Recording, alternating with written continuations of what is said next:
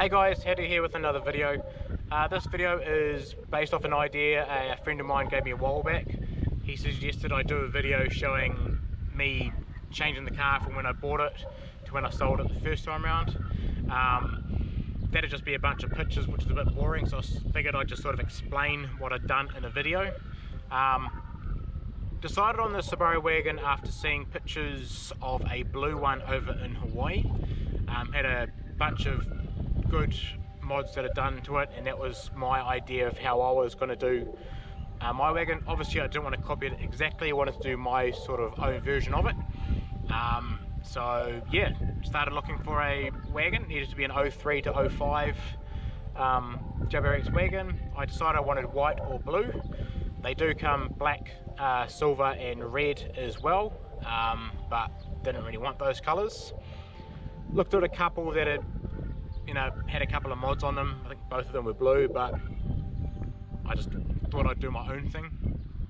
And then about a week or two later, a friend of mine gave me a call and said, hey, jump on this website, I think there's one that you'll like. Long story short, yep, me and the boys went down to Hawara, had a look at it and drove it home. It was completely stock, white, 5-speed manual, and absolutely zero modifications to the car as well. Had about 94,000 Ks on it, I think it was. And then sort of over the next 2.5 years started to build it up. The first 6 months was where I did the first lot of modifications. The car I did in sort of 3 phases. The first phase was the wheels and suspension. Went for the bronze Wolf S36 wheels. They were 18 by 8.5s. BC Gold adjustables, and we had to, of course, roll the guards and then get it all certed as well to make it all legal. Phase 2 was the sounds and the interior of the car. The Lance had been sponsored by Fusion, and I decided to stick with Fusion. I know some people don't like them, which is that's their own opinion, and obviously Fusion has gone out of New Zealand now anyway, but decided to stick with them. So got the amps, the subs and the speakers all with Fusion. I'd also bought a JVC head unit. It was the AVX 77, I think it was. It was about a $2,000 head unit that I picked up for about half that. It was top of the range and did everything I needed it to, and of course the cool thing was I could put my own little picture on the front faceplate as well. And then the third sort of phase of the car was changing the exterior of the car to what it is now. Ever since I had the car, I wanted to do the sedan or STI front end on it.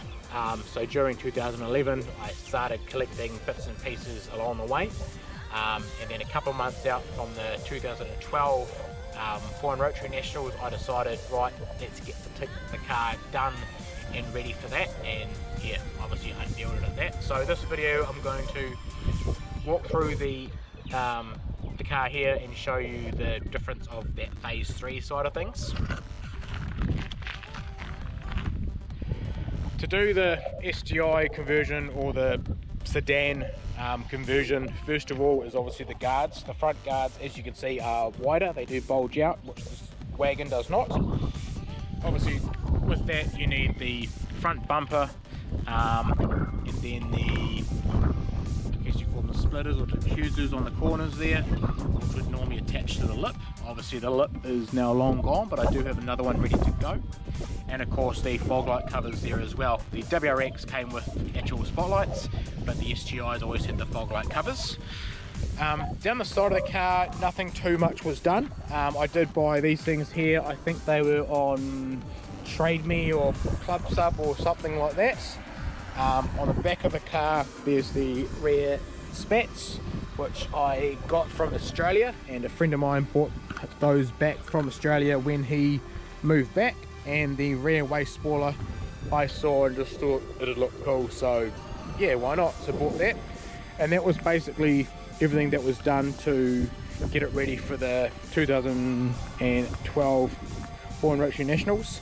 The scoop is obviously a bigger one, it's the STI one, and I picked that up during 2012 at some point. It was a genuine one rather than the fiberglass ones that are flimsy and horrible, so did that.